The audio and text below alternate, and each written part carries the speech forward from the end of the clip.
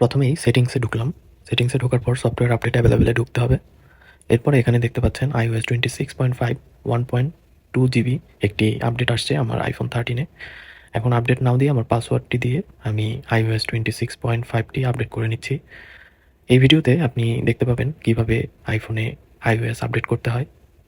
এটি হচ্ছে 26.5, এটা প্রায় 2 জিবির মতো, কিন্তু এখানে শো করছে 1 জিবি। বাট এটা ডাউনলোড হওয়ার পরবর্তীতে আপনি দেখতে পাবেন এটা 2 জিবির মতো জায়গা খায়। তো এখানে দেখতে পাচ্ছেন কিছু নতুন ফিচার্স যোগ হয়েছে। This update introduces support for end-to-end encrypted RCS beta messaging and a downloadable bright luminous wallpaper along with enhancements, bug fixes and security updates for your iPhone. তো এই অ্যাপ iOSটি নতুন রিলিজ হয়েছে, আপনি চাইলে আপনার মোবাইলে আপডেট দিতে পারেন। আমি এটি আপডেট করছি আইফোন 13-এ। তো চলুন সম্পূর্ণ ভিডিওটি দেখি।